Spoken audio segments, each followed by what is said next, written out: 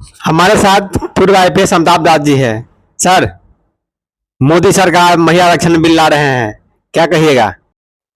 कि सही कहा आपने।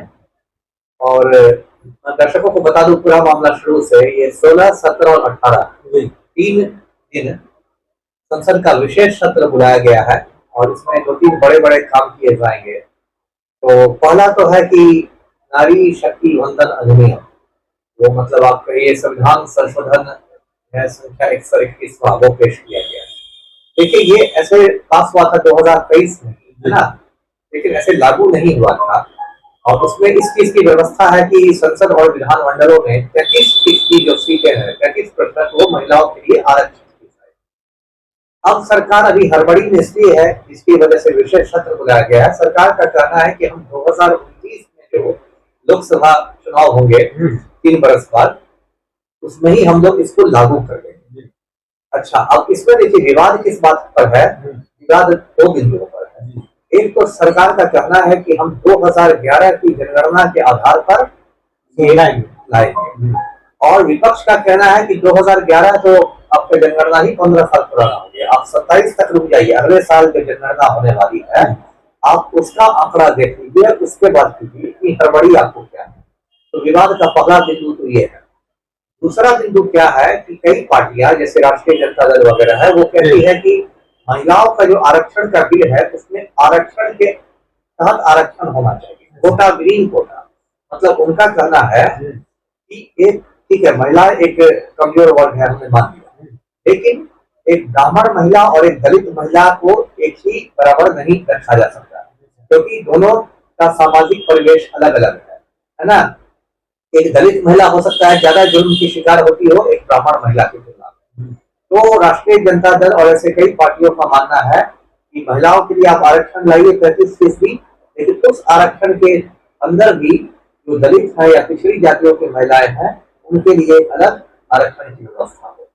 तो ये सब 2-3 गर्म चीजें हैं। और इसी से जुड़ा एक मामला, वो भी बहुत बड़ा मामला है। अभी लोकसभा में 543 सीटें हैं, तो सरकार कह रही है कि आबादी में बहुत बढ़ गई है, तो अब 850 सीटें। अब इस चीज को लेके क्या हो गया है, क्योंकि अब 850 सीटों में 1/3 सीट महिलाओं को मिलेगी। इसको लेके विवाद हो गया है, परिसीमन को लेके विवाद हो गया है उत्तर भारत और दक्षिण भारत में। दक्षिण भारत में देखिए 5 राज्य हैं, केरल, कर्नाटक, तमिलनाडु, आंध्र प्रदेश, तेलंगाना। ये जो 5 राज्य दक्षिण भारत के हैं, ये लोग इसका विरोध कर रहे हैं। क्यों विरोध कर रहे हैं? क्योंकि हुआ क्या है कि दक्षिण भारत के राज्यों में ज्यादा शिक्षा है, वहां पर ज्यादा जनसंख्या नियंत्रण हुआ है, वहां के लोग ज्यादा परिवार नियोजन कराते हैं। उत्तर भारत में उतनी शिक्षा नहीं है, उस हिसाब से तो ज्यादा जनसंख्या विस्फोट हुआ है। तो अब यदि सिर्फ जनसंख्या के आधार पर परिसीमन किया जाएगा तो उत्तर भारत के जो राज्य हैं उनकी सीटें बहुत ज्यादा बढ़ जाएंगी। उदाहरण के लिए बिहार का मैं उदाहरण देता हूँ। अभी बिहार में 40 सीटें हैं लोकसभा, सीधे ये 40 से बढ़ के 79 हो जाएगा, मतलब लगभग दुगनी हो जाएगी, है ना। लेकिन दक्षिण भारत के जो राज्य है, मान लीजिए केरल है, तमिलनाडु है, उनकी सीटें थोड़ी सी बढ़ी। तो दक्षिण भारत के राज्यों का कहना है, 5 राज्य का, कि भाई तब तो हम लोग को जनसंख्या नियंत्रण कराने के लिए सरकार दंडित कर रही है, हमने अच्छा काम किया उसके लिए हमको सजा मिल रही है, हमारा प्रतिनिधित्व घट जाएगा। और आज एक वीडियो भी बहुत वायरल हो रहा है, तमिलनाडु के मुख्यमंत्री स्टालिन, उन्होंने बिल्कुल वो जो बिल है विधेयक की प्रति उन्होंने जलाई है, परिसीमन वाले विधेयक के प्रति, और काला झंडा फहराया है और इसका विरोध किया है। तो मुझे लगता है कि सरकार ये सब पास तो करा देगी, क्योंकि राज्यसभा और लोकसभा सब में तो बहुमत से पास होगा, लेकिन ये बहुत मतलब एक विवादास्पद ये रहेगा। और मुझे लगता है कि इसको सुप्रीम कोर्ट में चुनौती दी जाएगी।